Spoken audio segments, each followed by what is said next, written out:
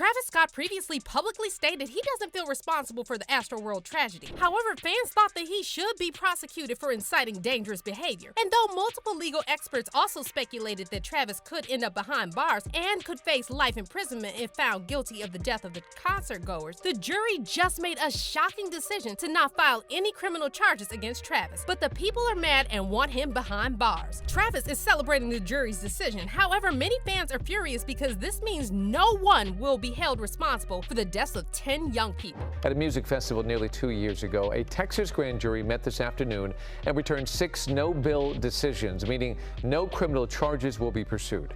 The probe included Scott and several others involved in the planning of his Astroworld festival. So Travis Scott is finally speaking out after being saved from prison and is clapping back at people who want him in jail.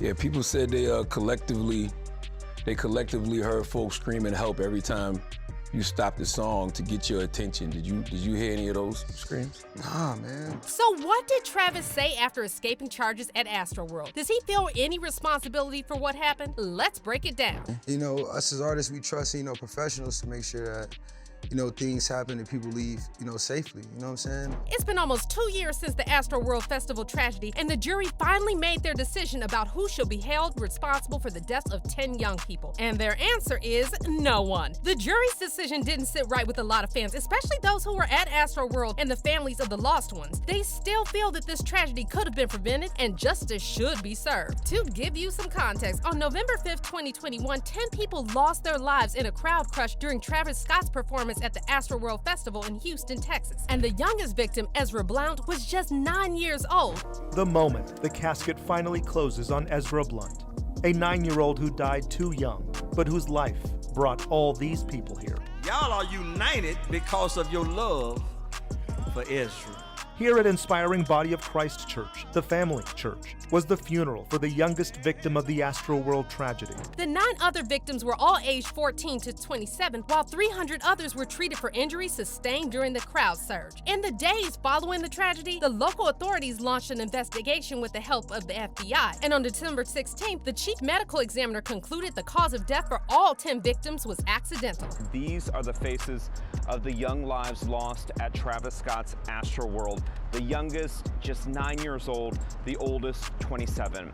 The Harris County Institute of Forensic Sciences ruled all 10 of their deaths as accidental, saying they all died from compression asphyxia. However, many fans who were in attendance at Astroworld demanded that someone should be held responsible because Travis continued to play for almost 40 minutes after the police declared the concert a mass casualty event. Fans in the crowd were screaming at Travis to stop the show, and 2 teenagers climbed the scaffolding and pleaded with the cameraman to do something.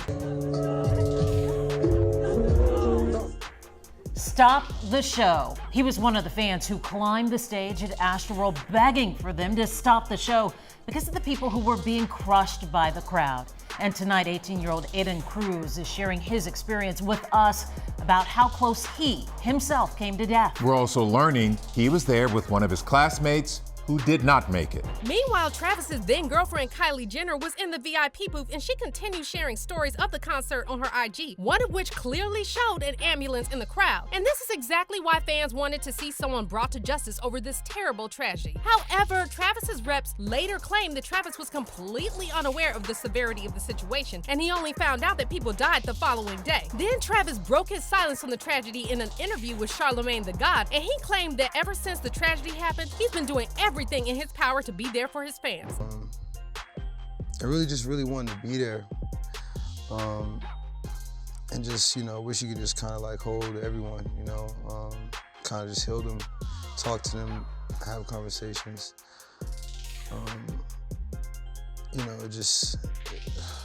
It really hurts. However, many fans felt Travis wasn't being genuine, and even some of the victims' families refused to accept his help. Travis offered to pay for the victims' funerals, but more than half of the families turned down his offer, which means they probably felt that he was at least partially responsible for the tragedy. The attorney representing the family of 14-year-old victim John Hilkert said that Travis offering to pay for funerals is demeaning and inappropriate, while the attorney for the family of 21-year-old victim Axel Acosta claimed that Travis's offer is nothing but a publicity stunt. Meanwhile, the families of Astroworld victims Franco Patino and Jacob Jurnick called out Travis for not reaching out to the families personally. A rep for one of the families said both families received letters from Scott's lawyers instead of Scott himself, which spoke volumes. But Travis insisted in his interview with Charlemagne that he was keeping a low profile after the tragedy because he was trying to figure things out. One, the families are grieving, it's fans that experienced something, it's fans that came to a show.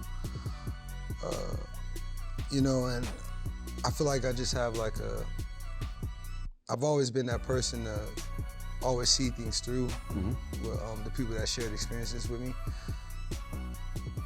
And it just, things happen and I just kind of, it's been such a time and I've just been trying to just really figure things out. And Travis kept repeating this phrase, trying to figure things out, throughout the interview. However, at no point did he say he felt responsible for the tragedy in any way. When asked if he heard the fans screaming to stop the show or seen anything in the crowd, Travis said that he had no idea what was going on until the show finished. Yeah, it wasn't really until minutes until the press conference until I figured out exactly what happened.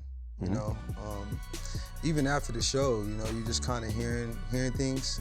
But you don't know, I didn't know the exact details until, minutes before the press conference. Travis also insisted that he would have stopped the show if he had seen anything. However, he also contradicted himself because moments later, he admitted he did stop the show a couple of times, so he obviously saw that something was wrong. It's so crazy because I'm that artist too. Anytime you can hear something like that, you want to stop the show. You want to make sure, fans get the proper attention they need, And anytime I could see anything like that, I did, I stopped a couple times to just make sure everybody was okay. But that's not all. Later in the interview, Travis admitted that somebody from Live Nation told him that they should stop the show after Drake leaves the stage. At that point, police had already told Live Nation that the concert was a mass casualty event. But Travis insisted that no one told him why they were stopping. Well, yeah, they just told me right after, the guests get off stage, we're going to end the show. And that's what we did. Other than that, there was no other communication. Oh, so you mean after the guest? What you mean? Yeah, after the guest comes out, okay, we're gonna end the show. But it wasn't a communication on why.